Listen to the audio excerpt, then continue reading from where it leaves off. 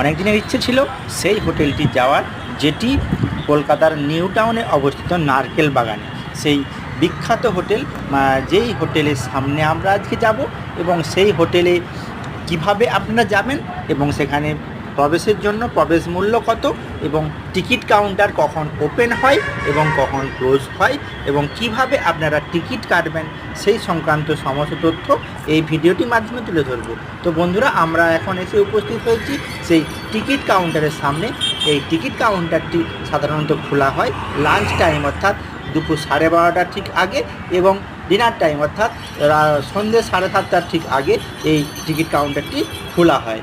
এবং এখানে লাঞ্চ এবং ডিনারের জন্য আপনাদের প্রথমে মাথা পিছু 500 টাকা করে বুক করতে হবে।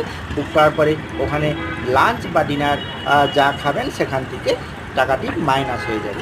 এবং আপনারা যদি ঘুরতে চান সেক্ষেত্রে আপনাদের বিকেল 4:30 থেকে 6:30টার মধ্যে এই নিউ টাউনের যে বিশ্ব বাংলা গেট, এখানে আপনারা গিয়ে ঘুরতে পারেন। তো তার জন্য আপনাদের অনলাইনে টিকিট বুক করতে হবে। এই নারকেল বাগানে যে বিশ্ব বাংলা গেটটি রয়েছে সেই সত্যি অপূর্ব, কারণ এই বিশ্ব বাংলা গেটটি উপরে রয়েছে এক ভাসমান রেস্টুরেন্ট, যেটি থেকে আপনি গোটা কলকাতার সুন্দর দৃশ্য খুব উপভোগ করতে পারবেন।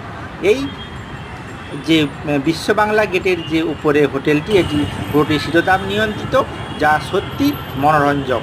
এখানে প্রতিদিনই প্রায় বহু লোকজন আসে এবং ভিড় জমায়।